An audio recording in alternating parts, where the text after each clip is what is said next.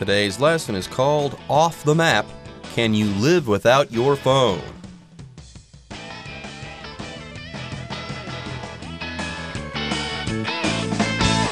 Hello, everyone. My name is Jeff. My name is Roger, and today we're more or less talking about surviving in the wilderness.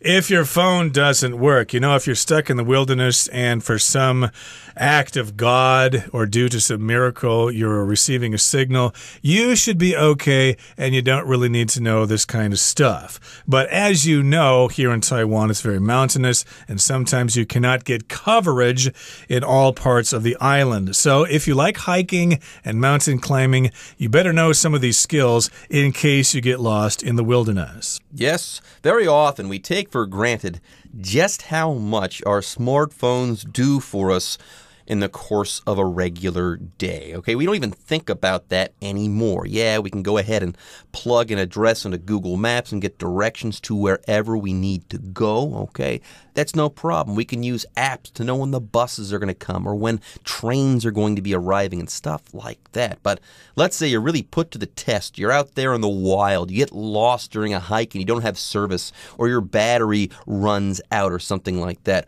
Would you know how to survive? Would you know how to get out of that bad situation without a smartphone? Well, that's what we're going to be talking about today. Once again, how to survive in the wilderness if you do have to survive in the wilderness. Now, on day one, we talked about how you can figure out in which direction you're moving when out in the wilderness. You can use either the sun or the stars, okay? We learned about that on day one. Next, we're going to learn even more. It's going to be super fun and exciting. So I say, why wait? Let's take a break right now, and then we'll get started on part 2 of our lesson called Off the Map.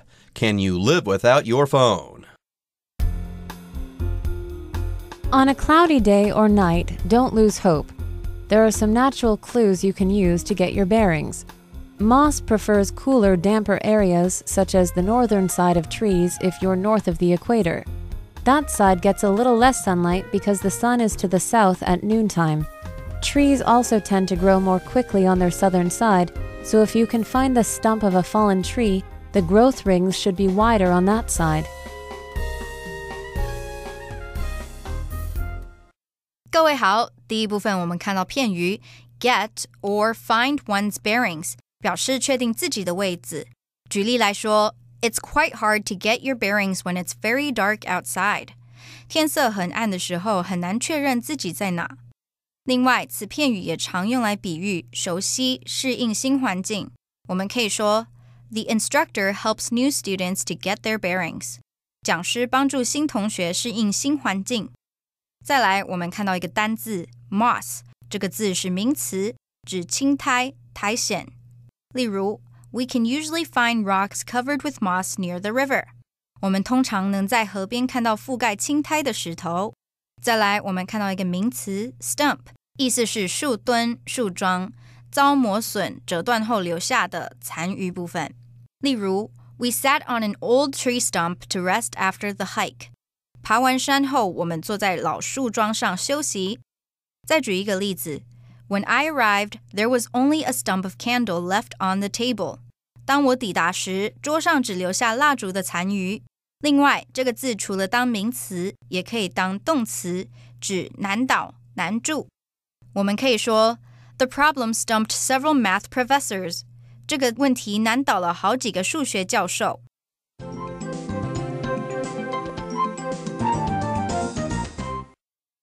Now, remember in our last program, everybody, we were talking about how to find your way if you can see the sun or if you can see the stars. But here in today's lesson, in the first paragraph, it says, on a cloudy day or night, on a cloudy day or a cloudy night, don't lose hope. So if it's a cloudy day, you're going to have no idea where the sun is. And if it's night, of course, you won't be able to find the Big Dipper or the Little Dipper, and you won't be able to find the North Star. So, gee, what are you going to do? Are you lost? Are you going to give up and just die there in the wilderness? Well, don't lose hope. There are some things that you can do. Correct. Now, on day one, or part one of our lesson, I should say, we talked about how to figure out in which direction to move using the sun or using the stars or stuff like that. But let's say you can't see the sun. Let's say you can't see the stars. What do? Well, there are some natural clues you can use to get your bearings. By the way, let's say you're out in the wilderness and you are lost and you have no idea where to go. You're just super confused.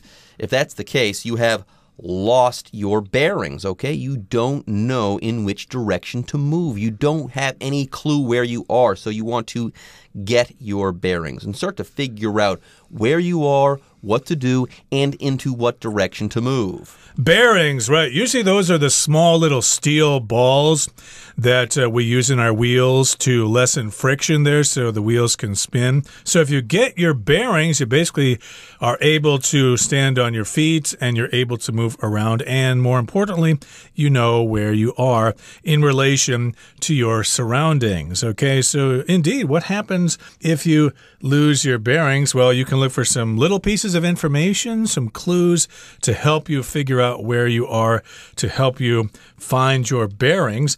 And here in the next sentence, we're talking about moss. Okay, moss is like a plant that is very short and it grows in damp areas and forests and things like that. So moss prefers cooler, damper areas such as the northern side of trees if you're north of the equator. Equator, that's that line that goes down the middle of the earth. It runs through Brazil and parts of Africa and through South America, and it divides the world into the northern hemisphere and the southern hemisphere. So most people live north of the equator. So, of course, if you're in that area of the world in the northern hemisphere, you will see that moss oftentimes grows on the northern side of trees. And so moss prefers damper areas, which are cool as well. Damp means with a lot of moisture around. There you go. Find the moss, and you might just find your bearings as well. Moving on, the next sentence says, that side gets a little less sunlight because the sun is to the south at noontime. So there you go. We're talking about the northern side of trees. That side is going to get a little less sunlight because the sun is to the south at noontime. How cool. So this is how moss is going to tell you in which direction to move. Right, so if you're in the forest, take a look at a bunch of trees and try to find out where the moss is growing, and then you should be able to figure out which way is which way is north, etc. And also, while we're on the subject of trees, trees also tend to grow more quickly on their southern side. So if you can find the stump of a fallen tree, the growth rings should be wider on that side. So first of all, we can dispense with this word stump here. That's usually what you get after you cut a tree down. It's flat and it's very close to the ground, and you can see the growth rings. There you go. Yeah, I remember in our backyard, we had a stump that we just couldn't remove. A big tree had fallen down during a hurricane years and years ago, okay? But the stump was just so big. What remained of that tree was so big that we just couldn't get rid of it, okay? One time we actually almost paid someone to come out to our house and remove it. And the person said, you might as well leave it here. If I remove this stump, what is left of the tree, you would have a big hole in the middle of your yard. That stump and what remained of that tree was just that big. All right, folks, with that, it is time for us to take a short break, but don't go away. We'll be right back after this. If you're totally lost, you should still be able to figure out which way downhill is. Look for water running downward and follow it to a river or other water source. Since people usually make their homes near water, following it should lead you to somewhere populated and give you a chance to fill your water bottle.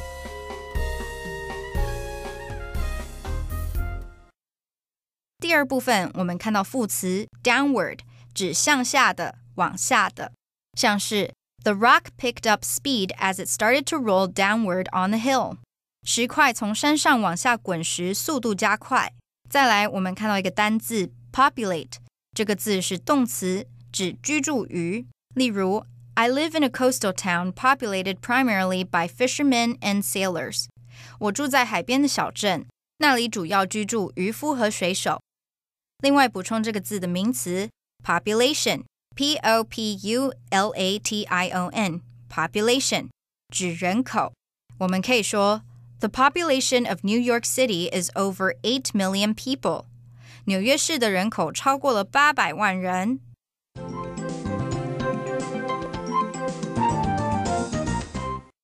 Okay, let's move on now to the second part of our lesson for today. So, if you've used all these clues, but you're still totally lost, you should still be able to figure out which way downhill is. Okay, so if you're on a hill or on a mountain, we generally refer to the direction up and the direction down as uphill and downhill, respectively. Okay, so some people don't like to walk uphill because it makes them tired. For instance, sometimes I ride my bicycle to certain parts of the city, and it's kind of difficult going there because you have to go uphill. But then later when you come back down, you're going downhill, and it's a lot easier. For example, if you ride your bicycle to Maokong, of course, you're going to be going uphill, and then at the end of your ride, you're going to be coming downhill. So yeah, you can figure out which way downhill is using certain kinds of clues. There you go. You can figure out what is downhill and what is uphill. That's not that tough, but here's the point, okay? Downhill is good because water runs downwards. Yeah, water never flows up. It always flows down. So look for water running downward and follow it to a river or some other water source. That's the idea. Why? Well, because people live next to water. So if you want to find civilization, find water and follow that water source or follow that stream, whatever it happens to be, a stream, a river, whatever. And hey, maybe, just maybe, you'll run into people as well. Anyways, first we talked about what downhill and uphill was. Now we've got downward to talk about. That's the direction, generally, downward. Downward, downhill, they're basically the same thing. They just mean in a downward direction, going from a higher place to a lower place downward. So yes, listen for the sound of a babbling brook, of a river or a stream in the mountains. Go to it and check out which direction the water is flowing, and that will tell you which way is down. There you go. Yes, since people usually make their homes near water, following it, like a river, following something like this, following it should lead you to somewhere populated and give you a chance to fill your water bottle as well. So there you go. You can fill your water bottle, but you can also probably find people, and that's a good thing. When you're lost, finding people is a fantastic thing. Anyways, it says here you want to find a place that is populated, somewhere populated. If a place is populated, by the way, people live there. That's pretty much all there is to it. Right. We could use this word to describe the characteristics of people in a certain place. We could say that Taipei and Kaohsiung are densely populated, whereas places like Jiayi and Nantou are sparsely populated. There aren't a lot of people in those areas. But indeed, you can find some place where there are people, where it's populated, and then they'll invite you in. Oh, you poor thing, you've been stuck in the wilderness here. You can borrow our phone and call your mom and dad and tell them to come and pick you up. And you can also fill up your water bottle. I'm sure you're really, really thirsty. Maybe you're hungry too. Hey, I'll fix you some macaroni and cheese and hot dogs. Okay, that brings us to the end of the second part of our lesson. Let's go on to the third part and listen to it first. If you're really going out into the wilderness, though, there's no substitute for a good old map and compass and the knowledge of how to use them. In the wild, a paper map is just as light, portable, and packed with info as your mobile, but with one crucial difference: it can never run out of power.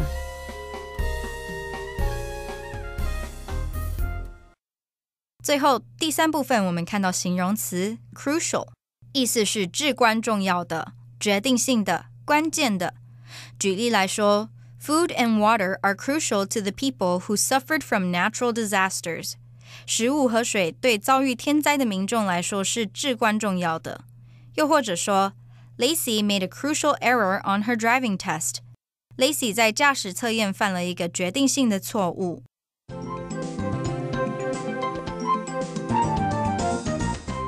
Okay, so let's say you're stuck out in the wilderness there without your smartphone. What do? Well, hopefully we've helped you to answer this question. But let's say it's not just a hypothetical situation.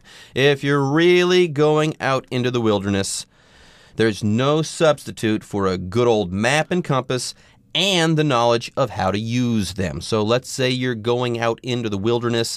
Don't think, hey, I got my smartphone, I'll be okay. No. A good old map and compass will always be there for you. And further, you don't need battery power in order to use a map or a compass. You just need to know how to use those things, okay? Otherwise, a compass does not require any battery power, and a map is a big piece of paper. Of course, that doesn't need battery power. So yes, there's no substitute for a good old map and compass and the knowledge of how to use them. By the way, a compass is a device that allows you to find north wherever you happen to be. Yep, there's no substitute for a good old map and compass. Like on a rainy and cold day in Taipei, there's no substitute for a nice hot cup of tea. It warms me right on up. And substitute is something that stands for something else. When I used to work in the dormitory cafeteria and I had to study for an important test, I would call people looking for a substitute, somebody to come in and work for me so I could go to the library and study. So yes, you need a good old map, a reliable, trusty map printed on paper, and a compass. Of course, you still need to know how to use them. Now, in the wild, in a wilderness area, or in the wilderness, a paper map is just as light, portable, and packed with info as your mobile, or mobile, it depends on who you're talking to, but with one crucial difference, it can never run out of power. That's true, but be careful. If it's raining and the map gets wet, it's going to get really soggy and it's going to tear. But again, it's your good old map here, and it's packed with lots of information. So here we've got the word portable. That just means easy to carry around. There you go. If something is portable, you can move it around. You can take it with you. Like a laptop computer is a portable computer. You don't have to be plugged into the wall all the time. You can take it out of your house with you, move around with it, so on and so forth. That's what it means to be portable. And like I said before, one of the great things about a map, okay, is that it can't run out of power. You don't need a battery. That's a crucial difference here. Yeah, here the word crucial means very important, vital, something that you should really pay attention to. So there you go. If you are going to go out in the wilderness, sure, bring along your smartphone, but also bring along a good map and a compass as well. That way, you can't go wrong. Even if your smartphone runs out of juice, you'll still be able to find where north is, and you'll know where you are. You've got your compass and then also that map. And, of course, this could happen to you because, of course, Taiwan has lots of wilderness areas, and hiking and mountain climbing are popular activities. So this is good advice here. And, of course, there are other things you should remember as well, but we don't have time to get into them now. Okay, that brings us to the end of our explanation for today. It's time now to listen to our Chinese teacher.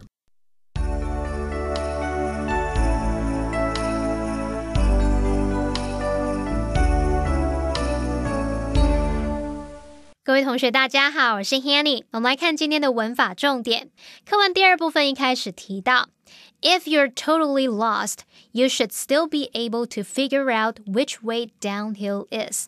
如果你完全迷路了，你应该还是能找出下坡是哪个方向。好，这边我们来学习片语 figure out 的不同意思及用法。第一种呢，是以事物来当受词，那么 figure out 它表示弄清楚、解决。在这个用法当中 figure out 后面也常常会接 how、what、why 等等疑问词所引导的名词子句。举例来说 I can't figure out how to install the software. 我搞不清楚要怎么装这个软体耶。好，那这边我们是用 how to install the software 用这个名词片语的方式来当受词用。好，再造一个例句It took him an hour to figure out the math problem. 他花了1个小时才解开那个数学题。好，接下来看第二种用法是以人当受词的话 figure out 它表示理解、了解，像是了解某人的行为之类的。例如Her little brother acts weird sometimes. She just can't figure him out. 他年幼的弟弟有时候举止很怪异，他就是搞不懂他诶。好，课文第3部分提到说，如果你真的要深入荒野，There's no substitute for a good old map and compass and a knowledge of how to use them. 没有什么能够代替一张老旧的地图和指南针以及使用它们知识了。句子里面用到一个单字叫做 substitute， 它当名词表示替代品、代替物。当我们说 there's no substitute for something， 就表示某事物没有替代品。那这个用法就是要强调说某事物是无可替代的。这边顺便来帮同学们补充 substitute 它的字首字根。好，先来看 stitu。或者是 stitute， 好，这2个字根它有这个建立啊、设立或是放置的意思。那在 substitute 这个字当中，字首 sub 它表示在下方，那么 stitute 这个字根表示放置。什么叫放在下方呢？同学们试着联想，放在下方的东西就是准备用来递补上的，用来替代的。所以呢 substitute 它就有代替、取代的意思，当名词就用来指代替的人或是事物咯。好，顺便补充有这一类字根的单字。第一个是 constitute， constitute， 它的字首 con 有强调的语义，那么 stitute 表示设立。好，于是这个 constitute 这个动词它具有构成、组成的意思咯。第2个要补充的单字是 institute， institute， 它的字首 in 表示在什么之中或是上方， stitute 表示站立、建立。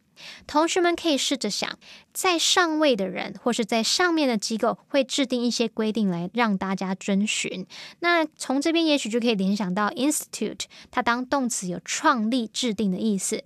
好，那我们还可以联想说，会制定那些法令规章，会去研读那些法令规章的都是比较严谨的单位。从这边就去推想说 institute 它当名词还有协会、研究院、机构等等的意思，常常会用来指研究方面啊、教育方面或是专业方面的机构。好，以上是今天重点整理，我们来回顾今天的单字吧。Moss. Be careful, the moss growing on the stones makes them very slippery. Damp. It's so humid in my apartment that my clothes always feel slightly damp. Stump. Luna hired workers to remove several tree stumps from her yard. Downward. The bird dove downward at a sharp angle, hoping to catch its prey. Compass. The direction of travel arrow on a compass tells you which way you're going. Portable. For many of us, phones have replaced other portable devices, such as cameras and MP3 players.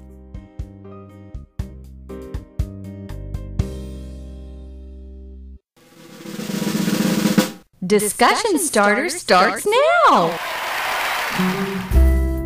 All right, everyone. Now it's time for our discussion starter. Hey, Roger. Do you know any other survival tips? Well, if you're in the wild and you want to survive, then you should bring along some kind of walking stick, okay? I've been told that they're very useful.